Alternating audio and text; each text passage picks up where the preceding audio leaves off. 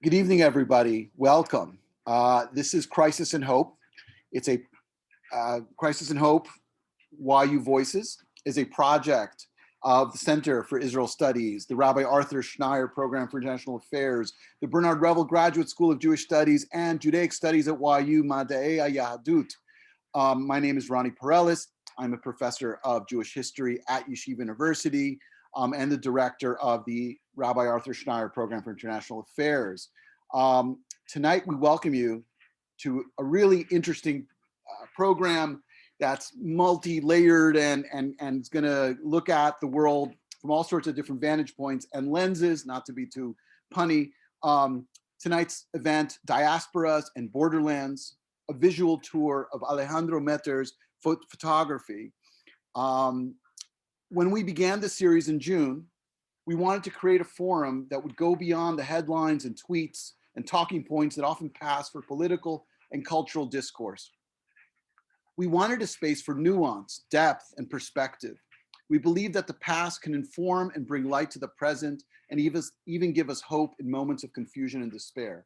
For that reason, I am so honored to invite all of you here today and our special guest, Professor Alejandro Meter, who received his PhD from University of Pittsburgh. He's a professor of Latin American literature at the University of San Diego, where he teaches courses on the Jewish experience, the politics of memory, and social justice in Latin America.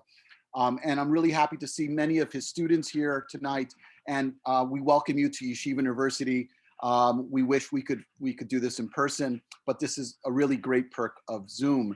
As a photographer, Professor Meter works on long-term projects, and for the last few years, has been photographing Latin American writers in a variety of contexts, such as the US-Mexico borderlands, crime fiction writers, and the Latin American Jewish diaspora, among others. His work has appeared in both print and digital media in the United States, Latin America, and Europe, and has been exhibited in the United States, Mexico, and Argentina.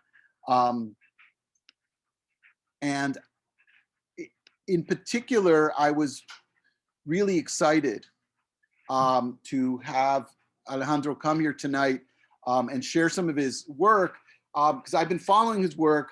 Not only are we friends and we got to get to know each other from Latin American Jewish Studies Association conferences and all sorts of other good places, but one of the projects that we have at the Schneier program is something we call the Diasporas Project, and thinks about the world, thinks about history and culture and society from the lens of diaspora. How do people who live in totally different parts of the world, but who identify with each other for all sorts of reasons, how do they connect? How do they communicate? And how does that help us understand the world better? As opposed to thinking only in terms of national borderlands and boundaries. So I want to turn it over to Professor Meter, and I want to explore with you all. I want to just say again, I'm so happy to have Professor Meter's students from University of San Diego. I see that our provost Selma Botman is here, and that's really wonderful. And my students, both from Stern and from Revel, and it's just great. So I'm really excited, and I'm going to turn it over to Professor Meter. Thank you so much. Thank you, Ronnie, so much. And thank you, everybody, for coming. I really appreciate it. I wish I could be there, honestly. I love New York. So any excuse to get out to New York for me works, but it'll have to do remotely this time. Sure. Excellent. No, and first of all, congratulations on the series you have going. I think it's a fascinating topic, and I'm delighted to hopefully contribute in a small way, however small way, to the conversation. But these are topics that are very dear to me, that I think, these topics have sort of helped me try to define who I am, where I am, where I come from, and where I'm going in so many ways. So very happy to be here. What I thought I would do today, talking to Professor Perelis, when we talked, did we talk about this? I was trying to remember today, in October, or was it August? It was a while ago, right? Yeah, it was a while ago. It was some months ago. I remember exactly, Alejandro, because I was talking to you while I was putting up my sukkah. So it was in the early fall. I remember it was a beautiful early fall day, and I remember laying out the poles as I was talking with you, and probably not getting anything done, but you know, right. being That's right. So no, so it was a while. So I was trying to remember, and so what I prepared for you today was I'm going to show you some images while I talk about this project. Tell you a little bit about how I got here very briefly. I also don't want to bore anyone. Try to make this as lively and take advantage of the, if I may, of the informality of it all. So to try to have a fruitful conversation. So please interrupt me, whether you raise your hand and you do one of these, or I'll try to keep an eye on the chat, although I don't promise. I'll do my best. I don't promise I will see it, but I will try. Especially once I go into the PowerPoint. I absolutely detest and abhor PowerPoints. I don't think I almost ever use them. And I had to start using them a little bit throughout the pandemic, because how else do it's very difficult, very challenging to try to share information. In many ways, it's very easy. But I mean, I'm one of those people who I love the classroom, and I love my, using my board and using my hands, and this is kind of awkward. But anyway, we're gonna do our best. What I'm going to do is show you some images from 3 ongoing projects that are all, at the end of the day, kind of interrelated. And I didn't, since this is not a portfolio review, I didn't bring my best photograph to show you, or I'm not trying to, I'm not trying to get a job here with my images. So what I decided to do was bring images that actually make sense for what I want to say specifically. And I'm going to show you images from some from several years ago already, when I first started my project along the US-Mexico border. Some from the super incipient project that then got cut off by the pandemic, about the Jewish diaspora in Latin America. And last but not least, going to the images that I've been making remotely over the course of the pandemic, which in many ways brings together all of the projects, because I've been photographing writers from the Jewish diaspora, writers along the US-Mexico border, basically all over the world. With the silver lining of the pandemic has been the silver lining in our isolation, in our confinement, has been the ability to get close to these little screens that we have. So it's the one positive thing that I've been able to find. So let me share let me tell you a little bit about how I'm here, so that my students know me, but even my students may not know a little bit about me. So I'm from Argentina, and I came to the US as a teenager, and I went to school here. I went to school in California first. I had a little detour in Nebraska, which was really great. And then I ended up doing my PhD in Pittsburgh.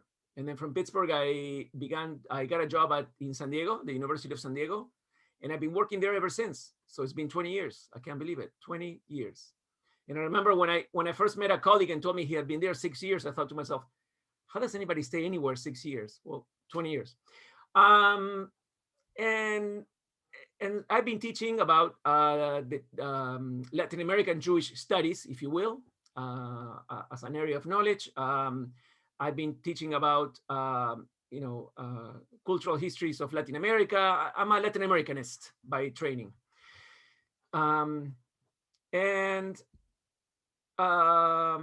Photography was never more than a hobby for me, really, like for so many of us. This is before the digital age, obviously, and before smartphones and all that. But I was one of those people with a camera at their side. I was the one person at the get-togethers and the birthdays with a camera. Back then it was different. It wasn't like today, where you see one person doing something and then 95 photographing it. Before there weren't that many cameras out there. But anyway, over the course of, as the digital age became a reality, digital photography became a reality, and I began to realize I was losing sort of I was just basically missing out on the digital wave. I decided to take the bull by the horns and began to take photo classes from scratch. I was always self-taught, and so that led me that led the hobby into something else. And so it became, the question for me became what to do with that now, with that knowledge and with that, I don't like the word, but I'll use it, with that passion that I couldn't be without. And so for a while I tried doing commercial work with my photography. I cut my teeth doing socials and events and weddings and couples and portraits and really, you know, lots of different things. Real estate photography. I got hired by developers. I got hired by architects. I did all kinds of stuff. And my life was sort of going in two directions. And there were like two parallel lines that never met. My colleagues at work didn't know I did photography. And most of the people that I worked with in photography didn't know I was a professor, full-time professor at a university. It was just a footnote. So this all began to change at one point when I began to photograph writers, also by chance, sort of casually. And that's when both lives, so to speak, began to come together. And as a very long story, very short, I started doing photos of writers. And so currently that's where my focus is 95% of the time. And I still do some stuff commercially. Some of the photographs, of course, I still sell to publishers. Most are author photos and things like that. But I solely work on personal projects. And, you know, I'm still defining where I'm at, what I'm doing, you know, anyway, especially during this pandemic. It's been a time of lots of introspection, I think, for all of us, most of us, if not all of us. So that's how I come into photography. Since then, I started, obviously, I did courses in photography, even in New York, once upon a time, at ICP, Los Angeles, different photo meets, conferences, et cetera, et cetera, et cetera. And so the journey I want to show you, let me share the screen so I actually start showing you something. Since I'm not teaching, it's like I lose teaching mode and then I don't know where things are, like where to share the screen. I do this all day long. Let me open this up here. Hope it opens. I hope everything works. Let's see. I hope that's not too big. Can you guys see it? Okay. I'm gonna get rid of you guys. Sorry. So I started to work first. I mean, one of the first projects that I took up as an actual project was the U.S. Mexico Borderlands. And I had lived in San Diego for several years by then. This is 4 or 5 years ago. And perhaps because I wasn't a Mexicanist per se, my emphasis has always been on what's known as Southern Cone literature, Southern Cone cultural production, that is Argentina, Chile, Uruguay. I didn't have an academic interest in Mexico necessarily, although I had, of course, read and taught Mexican authors for several years. But I wanted to add something positive to the conversation along the US-Mexico border. And I decided to do that visually. And so this is one of the first pictures I ever took, which is not a very good one necessarily, technically speaking, but I wanted to show it anyway, because I thought long and hard about, as I embarked on this project, how to tell the story. So there has been lots for a long time of conversations around the US-Mexico border. It's also an area, it's an academic area. There's a very rich bibliography. But when we turn to the news, what we mostly see are, discussions around immigration, around, obviously, around narco trafficking, and the news get,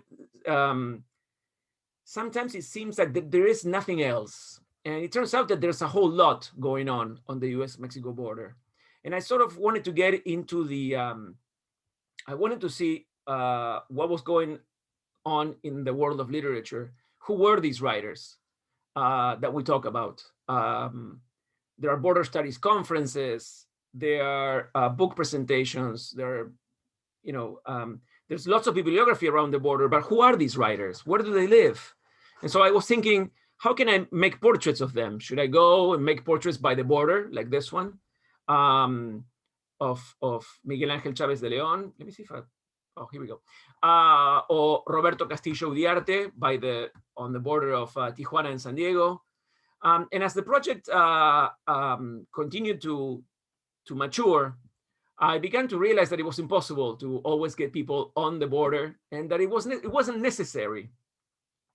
So I began traveling the border region from west to east first, and meeting different people and photographing them in different contexts, at home, in their place of work,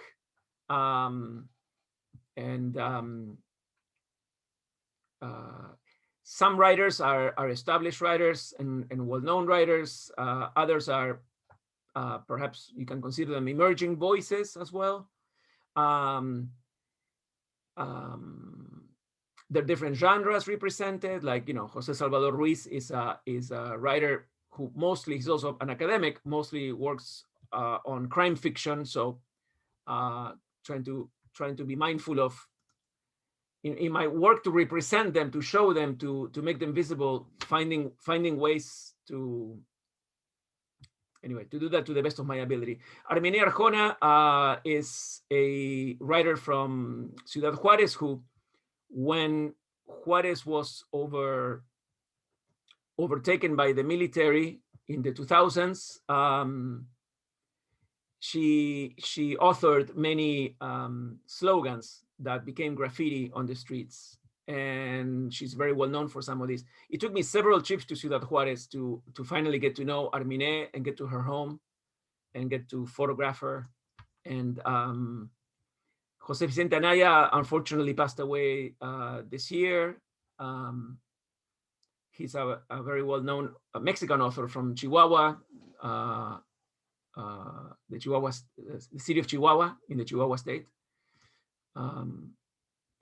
Omar Pimienta is an artist and writer and poet from Tijuana. He lives in a neighborhood in Tijuana called Colonia Libertad, which has become, in and of itself, part of his, has taken center stage in his own projects about migration and notions of equality and freedom. I've been a few hours south of the border, because one of the questions is, where does the border end and where does it begin? Is it that line, but how far north, how far south do you go? And Joana Jaramillo, even though she's from Tijuana, she works in an area called San Quintin, which is a few hours south of the border, in a mostly rural agricultural area. And I was able to make her photo when she took dozens of poets from all over the world into San Quintin to do poetry readings on the plazas and on the streets. So that work is in progress, and it's still it's sort of paused. It has been paused by the pandemic. By the way, feel free to interrupt me, because I don't see anyone. Can I ask a question? Please. Does she drive a bus as like a money, like or is that just because she was driving poets, or that's a great? So that's a great. No, she wasn't driving the bus. There was a bus driver. Oh. But we did go, and I was going to show a photograph of everybody outside of the bus. It was a big, large contingent of folks. I had asked her that day. This was like, I don't know, 3 years ago. I asked her to see if I could go cover the event, and she said, "Absolutely, come along." So I took my own car there for different reasons. There was a hurricane about to hit the peninsula, the Baja California state. So we had very little time. We were kind of rushed to get out. And at that moment, everybody was having lunch. And I said, look, before the day goes by, I'd like to make your portrait. So I had her get on the bus, and the bus driver's lighting her for me. And one of her assistants is also lighting her. So there's those kinds of lights in there going on to try to light her up. But yeah, she looks like a bus driver. No, she's not the bus driver. But the idea of the bus was, I thought it was kind of fun. So, and then moving on to this project that I started about the Jewish diaspora in Latin America. Instead of photographing only writers, I decided to open it up to artists, producers of culture, if you will, musicians, painters, and of course writers, playwrights, and so forth. And so this is a portrait of Simcha Duhov, who's a musician in Buenos Aires. Feel free to check him out. He does a fusion of klezmer, with what he calls gypsy sounds, and so the Central Eastern European sounds, mixed with Latin American sounds as well. So he makes great music. Sebastian Sherman, he's a cartoonist in Argentina. His cartoons protagonists, some of them tell the story of what it was the first Jewish colonists to Argentina, to the interior regions of the country. And I've collaborated with him a few times, so it was nice to get to know him. Sergio Chefek lives in New York City. He's the author of more than, 20, 25, 30 books, including fiction, poetry, essay. And on this project, I'm talking about the Americas, not just Latin America. So I'm including people who live in or are from the US as well. So Jerome Rothenberg as a poet, he's also local. My connection with him is, ironically, or not so ironically, it is a connection nevertheless, it's through the US-Mexico border. His work has been translated. His work has been read and is read in Mexico. He's known in Mexico. He has a lot of connections with Mexico, all along the US-Mexico border. So that's how I got to him first. So he actually fits on both of these projects. Ricardo Galaque is a playwright from Argentina. He's probably one of the great living playwrights in Argentina. He comes from a Sephardic Jewish family, Jewish immigration to Argentina. Sometimes people assume that it's either one or the other, that it's either it was Sephardic immigration or that it was Ashkenazi. The reality is that the majority of Jews that went to Argentina were Ashkenazi, but there is a very good sized Sephardic population, and Ricardo Galaque is a product of that immigration. And it's a topic that he covers in his work, and this is why I photographed them. It's about their work, not about necessarily who they are. I don't know what I pressed. My mouse does whatever it wants. Ana Maria Shuwa is perhaps one of the best known short storytellers from Argentina. A great artist when it comes to microfictions. Tatiana Goransky has become also a good friend over the years. Her work, while her work doesn't focus on the Jewish experience per se, she is in my radar, in my list, so to speak, for the Jewish diaspora in Latin America. She does have her characters are usually outsiders, right? There are these others that never quite fit in, and I find that fascinating about her novels. She writes novels and also short novels, and I hear that one of the protagonists of one of her coming books, which has to do with tango and with dance, might be an Argentinian Jew, so we'll see. And so when the pandemic hit, I didn't know what to do, like so many. And I had an exhibit planned for Mexicali, which is a border city. It's the capital of the state of Baja California, for March. And California was the first state to declare a lockdown, I believe. So that was canceled. I was going to show images at the Latin American Studies Association conference in Curacao, which is a very loaded place for Jewish history in the Caribbean. I had an exhibit on crime writers to take place at the National Library in Buenos Aires in August. So all of these events were canceled or entirely or postponed or entirely canceled. So I began to look for ways to continue photographing, and this led me to attempting to make some remote portraits. And these remote portraits, I tried different things, and I spent at least a couple of months playing with it. But basically, it requires a Zoom connection. The connection I project on via a projector, and I project that into a surface. So the surfaces include pieces of cardboard, foam core. I was using the wall when I first started, then I was using seamless backgrounds, and then I wanted something a little more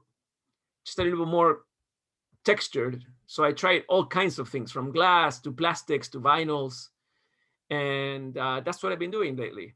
So this is Issac Goldenberg. He's a Peruvian novelist and poet.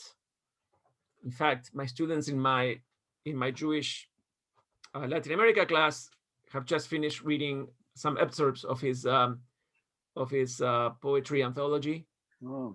He lives in New York City. He's one of your neighbors. He's lived here most of his life. No, after he's lived in New York most of his life. Yeah. Yeah.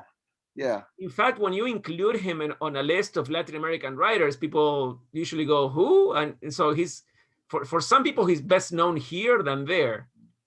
But he's known. People who are in the world of literature know who he is. He's a fantastic writer. I've written several articles on his works. And he's probably one of my favorite writers living today, Latin American writers for sure. So it was nice to see him. I hadn't seen him in, I don't know, probably 5 years or so. And last time I was in New York, I had called him. We had made an appointment so I could photograph him, and that fell through.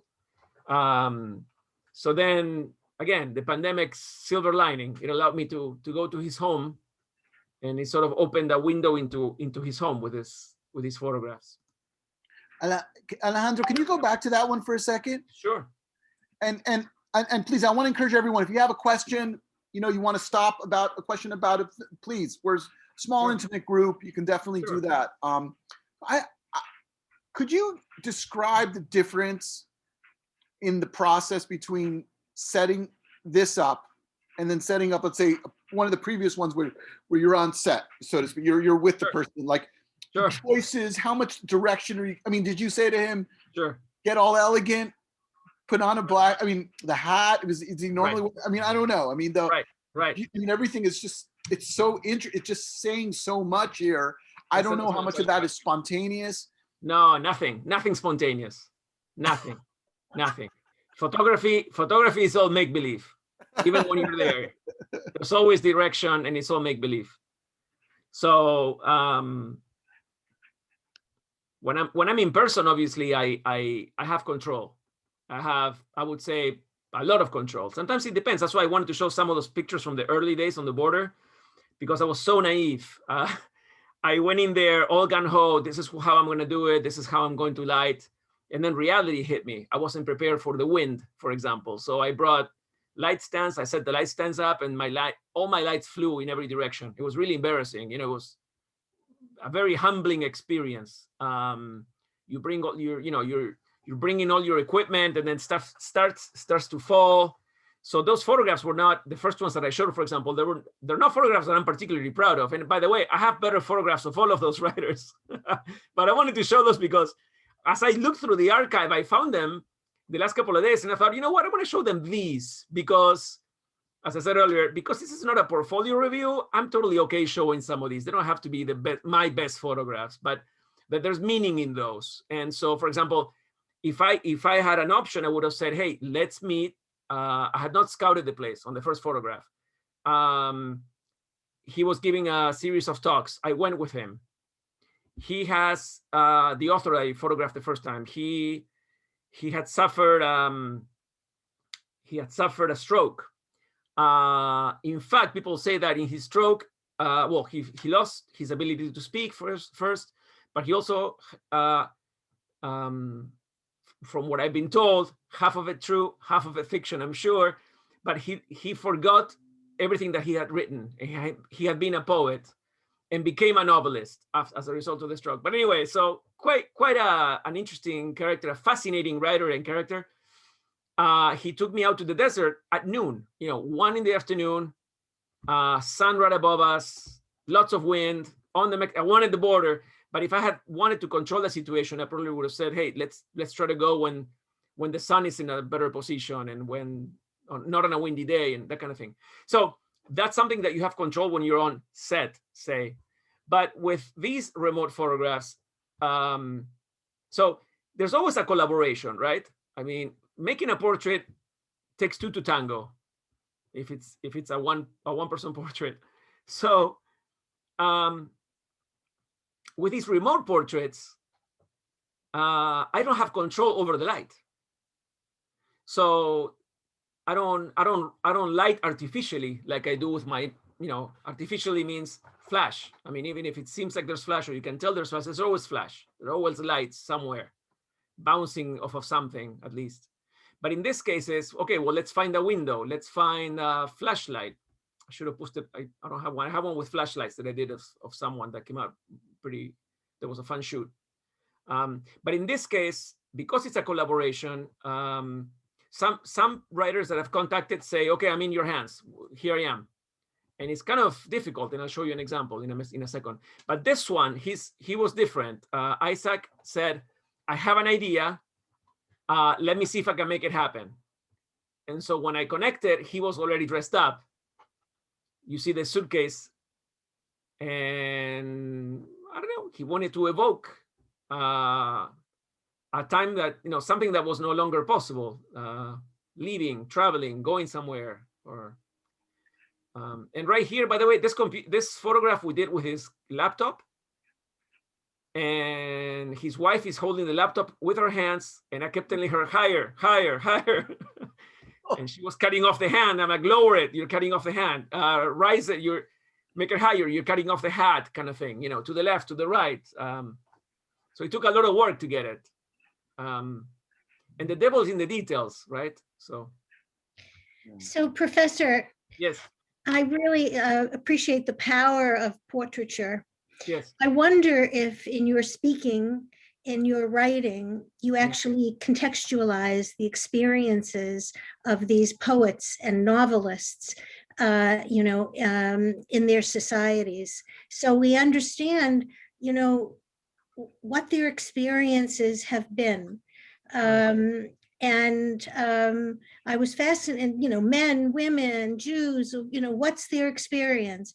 Right. And I was fascinated by the woman poet, a female poet, who you introduced us to, who writes about the other, feeling no place in the society, so to speak. Right. And that's often the case of people who are minorities or immigrants, that they feel the other in society. Right. So do you, when you write, when you speak to your students, when you speak to audiences, do you tell us a little bit about these people's experiences in their country? Sure, absolutely. It depends also on the answer is yes, and I'm happy to talk about more in the case of, for example, well, let me say, it depends on the project. The project that I'm working on, this latest project, if you will, in the pandemic, it's called Postcards from Confinement. And it's been published in a few places, like the Los Angeles Review of Books, Latin American Literature Today, the Harvard Review of Latin America, and so forth and so on. The local, newspaper here, a few national newspapers in Argentina. And with this project, which I just submitted a book proposal to a publisher last week, the idea for this project is to be a book of these portraits with texts by the writers about the pandemic. So I've been collecting these texts, and they've been, for example, from some of them I received, I published a few of them, a few quotes by them in some of these texts, but most are still unpublished. They have sent me poems. They have sent me micro stories They have sent me more testimonial narratives about how they are living the pandemic, about everyday life under confinement. For example, Argentina had the longest confinement in the world. And people could not leave. I mean, it was like in many places of Europe where if you go down from your apartment building, people ask you for papers, you know. You were allowed to walk the dog around the block, but that was about it. Go to the supermarket on your corner, but you couldn't leave town. You couldn't go to another neighborhood. So it was extremely tough psychologically and in many other ways, obviously.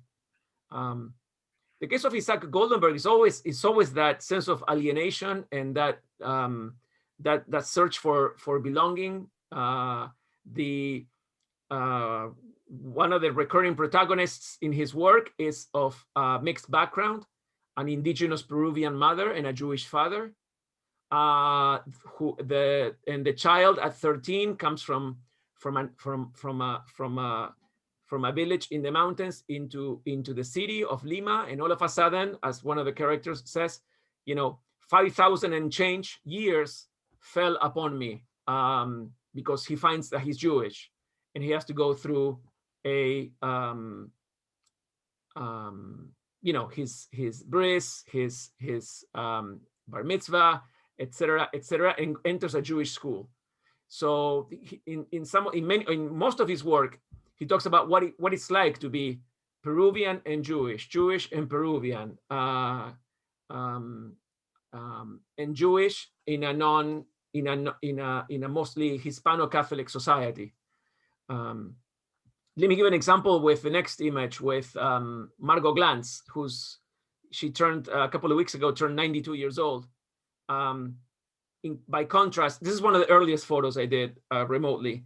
I called her up, I told her what I was doing. We exchanged WhatsApp messages. And I explained to her, she goes, look, I'll be here, call me and we'll do the picture. And so when I called her, she was using a desktop computer, no phone, no laptop. And the only way she could hear me was through the earphones, which were wired. And so she was like this close to the screen, And I said, Margot, can you take a few steps back so we don't make it so obvious that you're next to the computer? She goes, I can't because I have the wires. So I said, well, what if we let go of the wires? Well, then I won't be able to hear you. Well, what if you just take a few steps back and I don't know, do you have a mirror around you that you could grab? And so that's how we made the picture. So it took some work. And I projected it on a piece of beaten up cardboard. That's why you see those wrinkles on the image. But she's also the author of, she's also an academic. She's the author of dozens and dozens of books. She's probably best known by a novel called The Genealogies, about a Jewish family in Mexico. And Eduardo Halfon, who was in Paris when I photographed him, it's a Guatemalan author.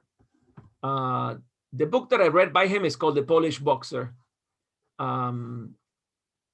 That again, it's in his work, some of the common denominators are some that I already mentioned, right? What it's like to be not be part of the majority in so many ways. And if you wonder what the holes are, this is just pegboard found around the house, and I used that to project on. And so I found yes. Alejandro, I'm sorry. If you can go back to the previous one. Sure. Which is, it's just compositionally so beautiful. The black, his the white of his beard and the black of his eyebrow, and how it plays with the dots and all that. Right. But it's interesting. Like if you think about more like classical portraiture, there's right. always, the person is always seated with things that somehow evoke how they want to be seen, or how the artist wants them to be seen. A scholar with a book, or someone pensive with a skull. I don't know, whatever it is, or like a really powerful person, right? Right. Did you have an idea here, like with Halfon? I think one of the things that we may have talked about was how he felt during the during the pandemic, and we're talking about feelings. Mhm. And I think I guided the conversation to see if we get it to a place where we could go to one of those moments about how he was feeling. We were near a window with lots of light, and I liked that I think we used a phone with this one. I'm not sure. And so he placed it somewhere, right? So that's the thing. I mean, usually, most people they have a phone or a computer and they put it somewhere. So sometimes I'll get a partner, a husband, a wife, a daughter, a son helping out with it by holding a phone or something. But usually I'm on my own with them. Usually, not always. Right. And I think I liked how he was overexposing, right? So I like that with the overexposure, you begin to lose some detail, but there was enough detail retained that it made for an interesting overexposed, high key photograph. It would have been a nice one in black and white, but I love color, and I decided to keep it in the original. And so all of these photographs I've kept in color, by the way. I've not made in black and white. Also, Alejandro, can you? Yeah. It's interesting. A lot of these people don't live where they were born. That's part of the idea of. Yeah. Could you talk about that a little bit? Multi-diasporas. Right. Exactly. First of all, I think about this guy's last name. This is one of the most classic Sephardic names going back to the early medieval period. Right. There are many great, grammarians and poets and philosophers with that last name, Halfon. I'm not sure where his family's from, if they're Syrian or where, but you said he's from Guatemala and now he's in Paris. If you can talk a little bit about that trajectory and, maybe, and I don't know. In the case of Halfon, in the case of Halfon, I don't know much. He's probably the only person here that I don't know about his previous family trajectory, because I know most of them. I've studied most of them, and I knew them before personally. Halfon I had never personally met before. But I do know that he's originally from Guatemala and that he spent a lot of time in the US. He's also an academic. He's taught at, I believe he taught at the University of Iowa with my good friend, Ana Merino. We have this friend in common. That's how we, no, that's actually not how we can, anyway, I don't remember how the contact came about with him because I didn't know him before. And I had read him and I had studied him, but I had not spoken to him before. So, but yes, he's a full-time writer. He lives as a writer. His work has been translated into several languages. I think I saw yesterday or today that the latest translation of his latest book into Turkish, I believe. And he lives in France as a writer. He sent me a very interesting text that I think I published in the Los Angeles Review of Books, where he talked about, I wish I had the text here, but he said something about how during that period, during the pandemic, he stopped writing, and he basically was concentrated on writing out the storm with his kid, and how to help his kid navigate the pandemic, his very young child. So for a while he stopped writing to solely focus on his child, for example. So I have these kinds of observations and comments from folks. Some are very, very compelling. Oops, I don't know what I pressed. No, and as I was saying, again, another example of somebody who's Esther Andrade is from Argentina. She lives in Berlin, goes back and forth. And I noticed from very early on in this project that there were lots of windows, lots of doors, and it kind of became, without looking for it, it became one of the common denominators that have been arising. Now, again, this project it's ongoing. I'm still thinking it through. Sometimes when we talk about Mexico, if we're not talking about the US-Mexico border, which is already a very, very much a periphery, but it's always about Mexico City or Guadalajara, maybe. But I wanted to include writers from other regions as well. And Balam Rodrigo is a poet from Chiapas that I met during a conference in Tijuana some years ago. And so when the pandemic struck, I called him. He's a scientist by training, and he's a internationally award-winning poet.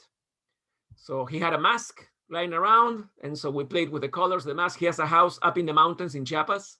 That's where he lives, with limited internet, which also it's an issue with many of these phone calls. Sometimes I've called to places where we have bad connections. Sometimes the connection, I was the one with bad connection, by the way, but sometimes it was difficult to get a good connection. And so that makes also for the out of focus, the pixelation, which in many ways has become a reflection of how people have felt, a little pixelated, a little fragmented, a little out of focus throughout this pandemic, not knowing what day is which, and so forth. And Eudris is an oncologist, a pediatric oncologist in Cuba. He's one of the first persons that I photographed. And I kept the margins on this image just to show you how the cardboard worked. Usually I crop that out when I prepare the image, but on this one I had it like this, and I thought I leave it to show you. Putting it on cardboard, what is, yeah. I mean, it gives it a depth, it gives it a certain texture, like what? Yeah, because when I photographed on a straight seamless, like a gray or white seamless, gray seamless, whatever, it was too clean, I felt, the image. And I thought, wouldn't it be nice if I could add another dimension to it? So for example, lately I started painting canvases with oil, with oil-based paints. And I'm using canvases with different strokes of the brush. And I use that as background because it gives it even more texture. So I've been playing with that as well. There might be one here. I don't know. That was more recent. So I was talking about the out of focus, and so there's like a painterly quality with this. Estercilia is an Afro descendant and a member of the Wayuu Nation in Colombia. She lives on the border with Venezuela, right on the border with Venezuela, in this region called La Guajira, which is also it's like a county of Colombia. And I had met her in San Diego at an indigenous writers conference. I had photographed her, made a traditional portrait of her, which she really liked. And then again, when the pandemic hit, I called her and she said, look, I'm at home. I would love to participate. And when we turned on the camera and we saw this, I thought it was beautiful. The colors, it was really pretty. And so there was really pretty light. So again, there's a lot of things I can't control, some of the highlights and things like that, but I didn't Photoshop any of it. I just left it as it was. These are some of the earlier ones. I can see because the cardboard's the same one, and then I started switching and mixing it up. And Laura was in Cordoba and she was moving.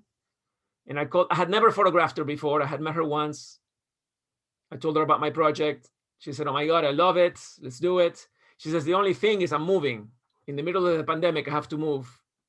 Long story, lots of personal stories here. some stuff that I can say and some stuff that I cannot say. And she's like, she told me it's the last day in my apartment. If you want, there'll be a lot of boxes. So we made this photograph. That was her last day there before moving to a new home. Cordoba it's an interior province in Argentina. And again, more displacement and diaspora here with, Giancarlo is a Peruvian writer who lives in Los Angeles. He's a poet and a translator. And I met him, of all places, in Ciudad Juarez some years ago. And I had not photographed him. So I called him up and I made this portrait. And Jericho Brown was the Pulitzer Prize of Poetry last year in the United States. And he was giving a talk at my university, and I said, hey, would you like to do one of these? I told him what I was doing. So we made some. So anyway, Jacqueline Goldberg is a Venezuelan writer who's written extensively on many topics, including the Jewish experience in Latin America. She has also a collection, I believe, of testimonies of Shuwa survivors in Venezuela. And I think this is a multiple exposure, if I recall correctly. So there are several images, all done in camera, photographed rapidly. So it gives it that movement. and Andrea Hefcanovic, who's in Chile. And we played around and had a lot of fun with these photos. These are one of the earlier ones as well. How'd you decide to go with that color scheme there? I don't have them here, but I use a lot of gels in my photography. Gels are these sort of kind of cellophane papers that are made to withstand temperature, obviously for lamps, for flash. And so instead of because since I like to use gels to add color to my images, to my actual real photography, all I did here was I stuck a gel in front of the projector, and so it projected red light.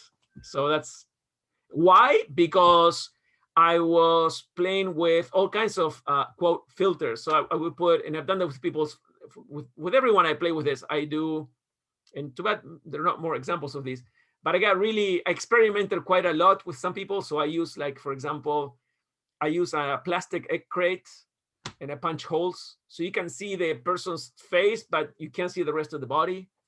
I used prisms. I've used all kinds of funky things, mirrors, to distort and to play with the feelings that people are experiencing in this pandemic. And the text she sent me, so I sent her this image, and she sent me probably to this day the most beautiful text, and one of the longest.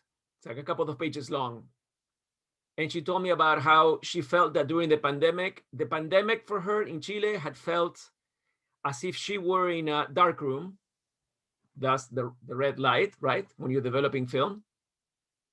As if she were in a dark room, and she was, her life was developing, and she was sort of awaiting awaiting for the results.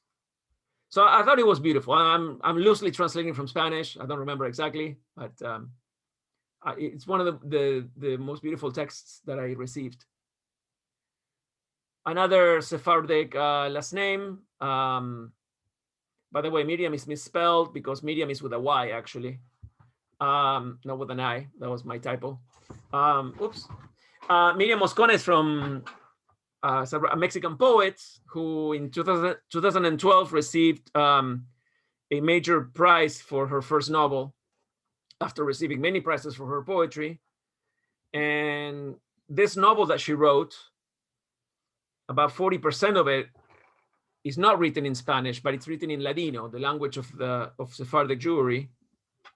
And so imagine the surprise for a reader who goes to the bookstore, buys a book, starts to read, and after so many pages, you begin to read in Ladino, and it transitions fairly, as you know, it transitions very well. I mean, after all, it is Spanish, right? I mean, an older version perhaps, but so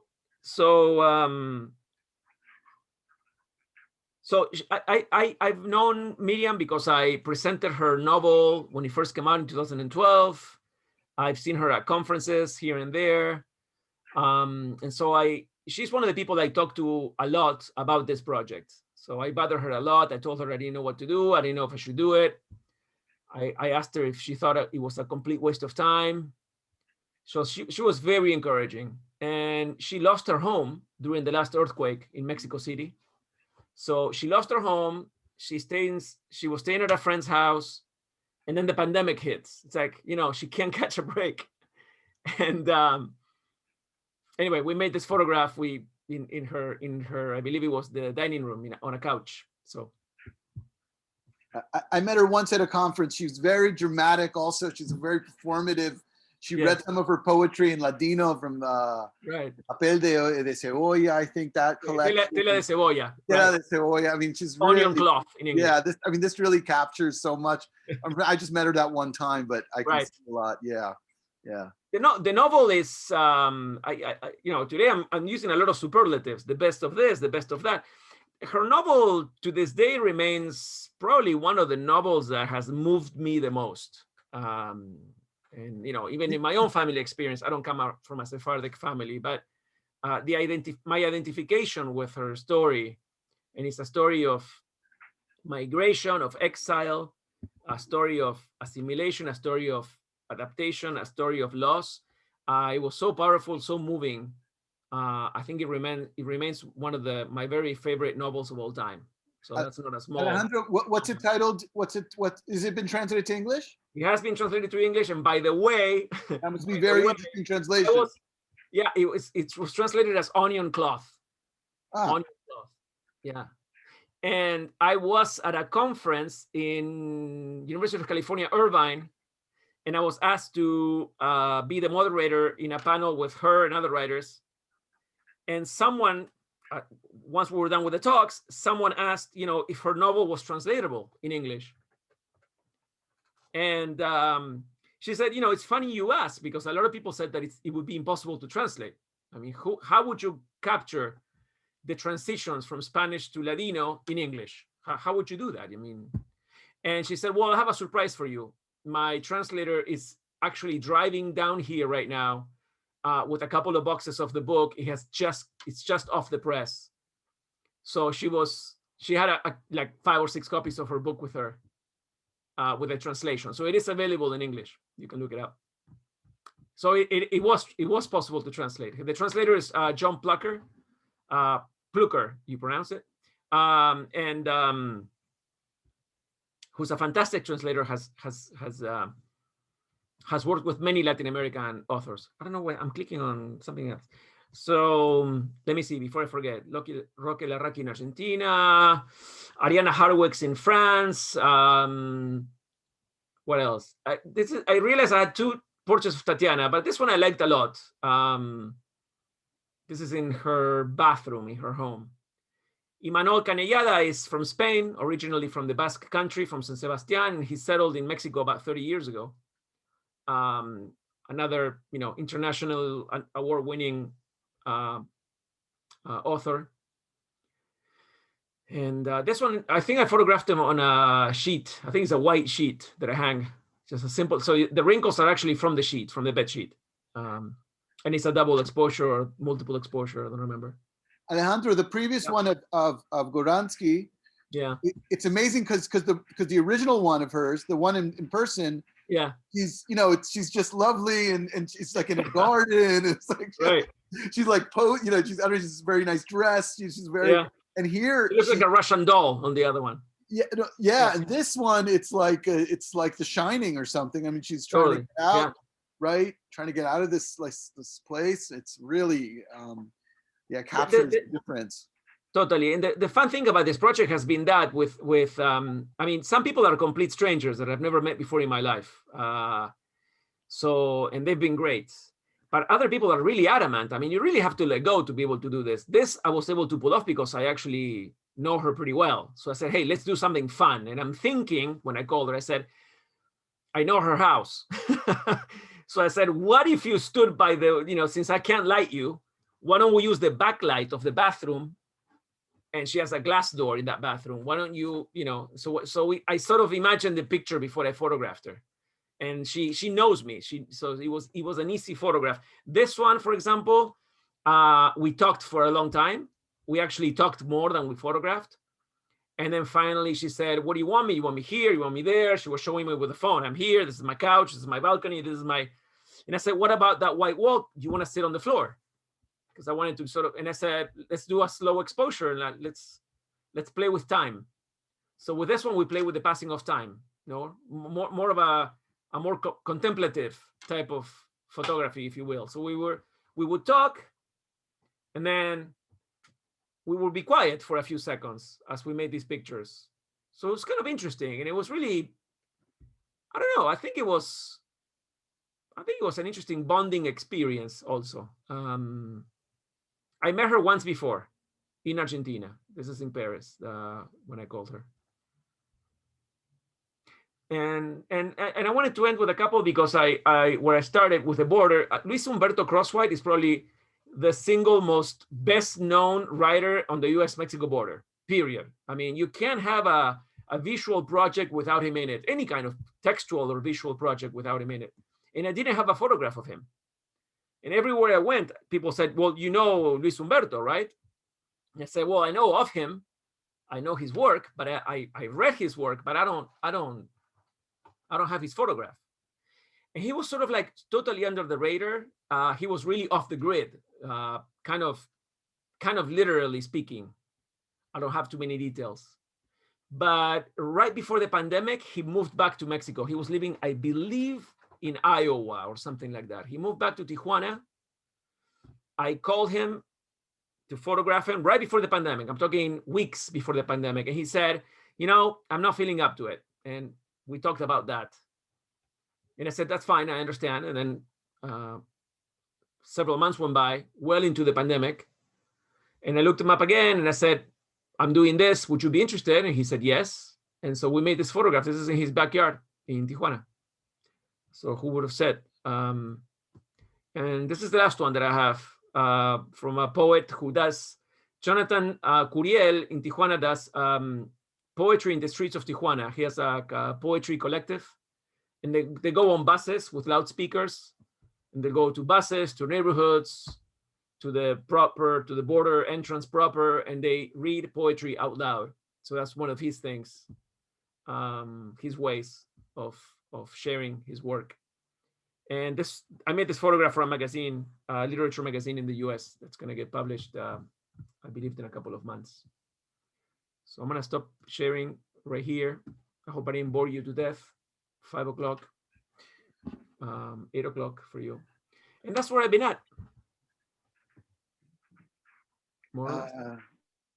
Wow, this has been really, really fat. I mean, seeing so many fascinating images, and your commentaries are really enriching. Questions from the audience? I imagine people have things to point out or question. Yeah. Alejandro, I think this work. I can't say enough. I'm blown away. I mean, I'm just. Oh, thank you. And your presentation was just superb. The one thing that I noticed, which really I found very interesting, was the use of mirror and reflection, right? That seemed to be, and I'm wondering, you know, is it purely a technical thing, or is it, you know, I mean, it's like, because it seemed to make sense technically. Yes.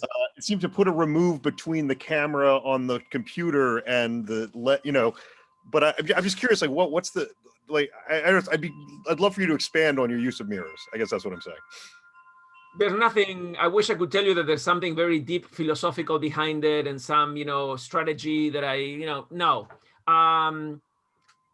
Something I learned from early on with photography is that people have said in many ways that we're all photographers because we all have a camera in our pocket pretty much almost all of the time. So we can all make a picture today.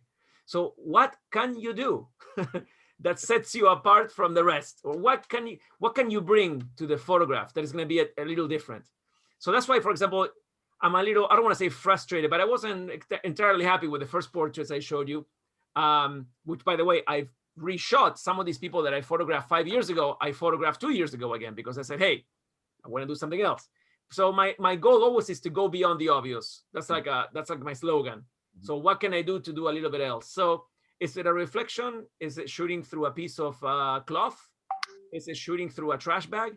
Is it shooting, you know, whatever it is that gets me away from, as with writing, you know, you can write literally or you can write figuratively. So I'm looking for that figurative language in photography. Very humbly, I mean it, obviously, because I'm full of limitations, and sometimes I have ideas of things I want to do, and then reality hits me, and I'm still, you know, looking to expand and to grow all the time. I mean, it's nonstop. It's every single day. I'm learning, and sometimes I look at old images that I'm happy or proud of, and I look at others that, you know, I'm like, oh my goodness, I can't believe I actually did that. But anyway, so the idea with the mirrors, with this, I don't know. I'm still thinking about it, but I mean, there are more reflections than necessarily mirrors. Some might be reflections on other surfaces as well, and some are my own. I remember one of Roque Larraqui on pegboard. He's looking. he had a phone in his hand. And some people understand my when I call, I usually have a spiel that I tell them, right? This is what I'm doing. This is how it works. I call you, we connect, we do this. If you could give me a couple of options. And so, I don't know. I think the light may have not been working that day. The sun was going down. I think in Buenos Aires his apartment was getting darker. And then he walked by a mirror, and I said, stop that way. Go back to that mirror. Look at yourself in it. He was holding the phone himself, which I don't like people doing. I'd rather they put it down so it becomes like an actual camera, like an actual photo shoot. But in this case, he was holding it like this, and I told him to hold it, and as he was leaning into a mirror. But and the other one with Margot Glantz. Well, actually, now that I think of it, you're right. There are several mirrors, aren't there? There are a few. The last one? The last one is Prism. Oh. It's like a little crystal ball. So that was a really. So it distorts. So in that one, I always avoid being in the photograph. But on that one, I put it on purpose. To show show what it is. If you see the whole screen there. But I'm not photographing the screen. I mean, I'm not photographing the computer. I'm photographing the projection of the image as it comes from the computer into another surface. So that one, so that on some of them are very multi-layered, as a matter of fact, many layers, because you have the lens of if you're using a phone, you have this lens. Then you have what I'm seeing on the computer. That image goes through a HDMI cable into a projector, which has a lens. That's projected into another surface. And that surface is captured by my camera, which is on a tripod sitting right in front of it that I use to do click with. It's an actual photograph. And then sometimes in front of that lens, I add things, right? As I said, egg crates, trash bags. I've done, my daughter has, she was playing with some Barbies with these tulle skirts. I don't know how to say tulle in English. And so I was using Barbie skirts on top of the lens, like sometimes I'm walking around the house, I find something, I'm like, can I borrow that? And I'm using it. So that's what else you pointed out near the beginning, right? That it's all so planned. Everything it's all artifice, but at the same time, it's really found in these instances where you're using this kind of this improvised model, right? There is still a found element to it, right? There's still right? There's an organic discovery that has to happen with the medium itself. Yes, I have a very dear friend since we're 5 years old, who's a photojournalist in Argentina, and I would say that he's still my coach. He's still somebody I call. We talk on a daily basis, not always about photography, but he's someone that he always said when I was working on projects, when I first started and I was doing events and things like that. And he always said, whatever you do, get in there and get the photograph first, then play. And so I still use that actually. So I get in there and I get my photograph done, check. I know I have a photo no matter what. If somebody calls me, I need to publish, I have an image. But then immediately thereafter, I'm playing. So everything becomes extremely, extremely playful, and to try to get something else. And I tell them, let's see if we can do this. Let's see if we. And sometimes people are totally into it and they're having a good time, and that's really, it's like making music. Sometimes people are like, how long is this gonna take? No, I got you in 2 more minutes, and I'll get you out of here. So you do what you can.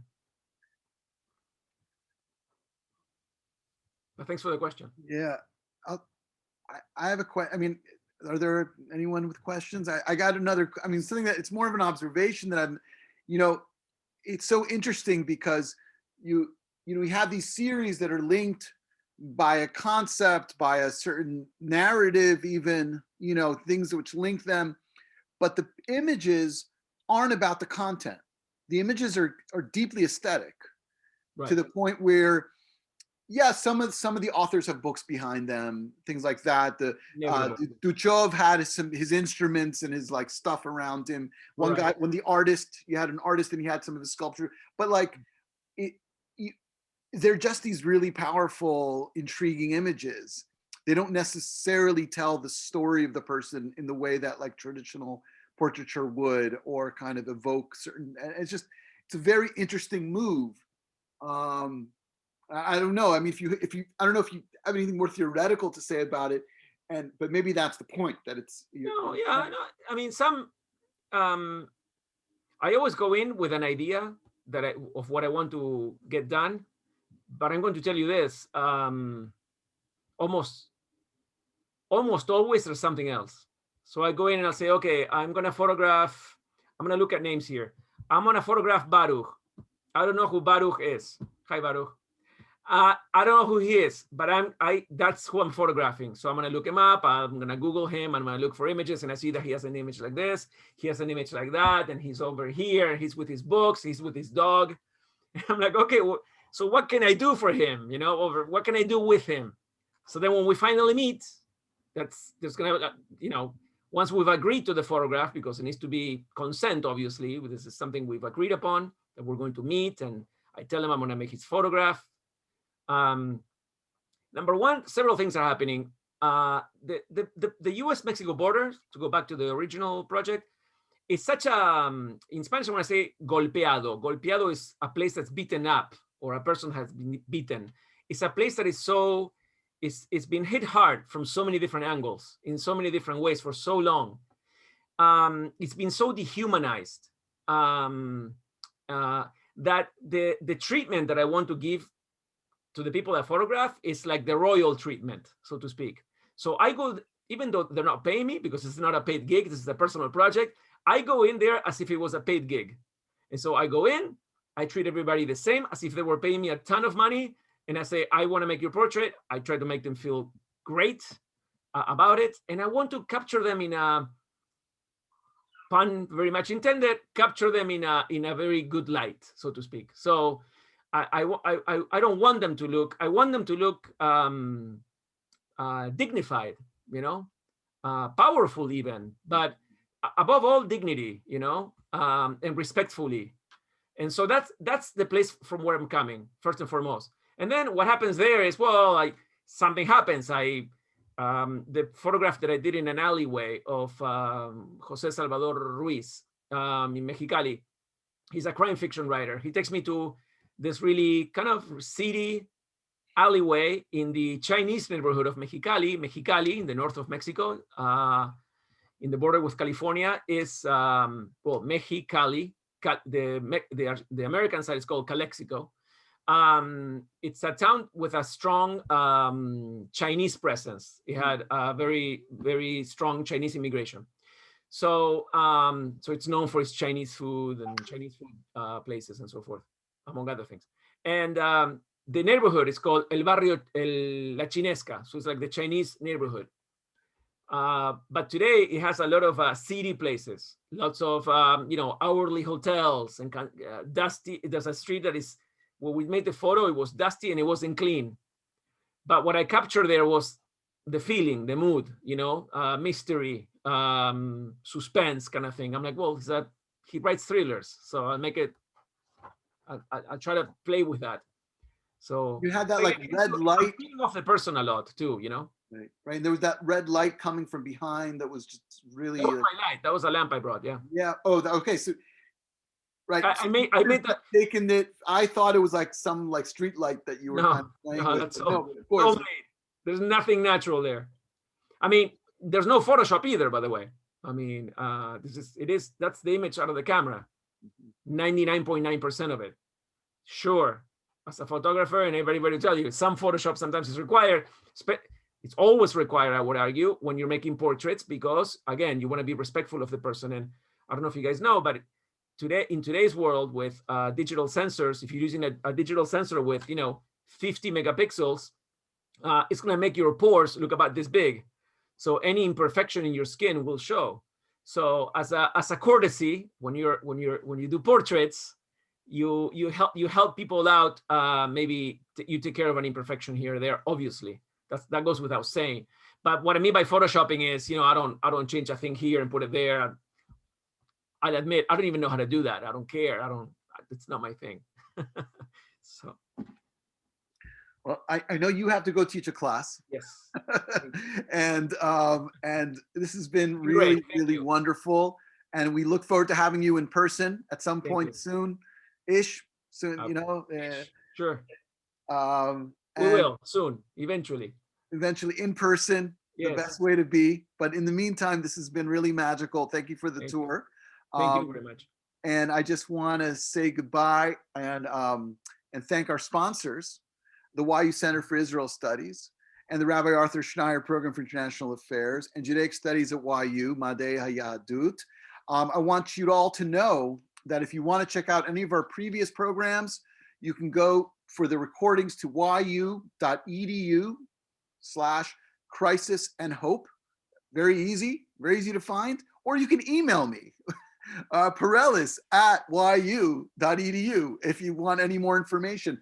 Next week, this is not a Crisis and Hope event, but it's going to be wonderful. It's going to be in my class, Professor Matt Goldish, who's one of the great scholars of rabbinic culture in the Western Sephardic diaspora, and a wonderful teacher, and it's wonderful to be able to have him. So he will be visiting. If you want information on that, it's at the same time. You can contact me. And we hope to have some news about a pre-Pesach concert that we'll let you know about. And after Pesach, we have Professor Olson in his class, and in my classes, we're going to have a whole slew of really exciting guests. And there's a lot of exciting stuff coming after Pesach. So with that, I'll just say shalom from Yeshiva University, and thank you, Professor Meter, and to all our guests. And we hope to host you in person, all you people from beautiful San Diego. Thank you so very much for having me. I really appreciate it. In our gritty campus up in Washington Heights. I love it. Thank you so much. Guys. Thank you so much. Thank you so much. Take care. Thank you. Bye-bye. Thank you. Thank you.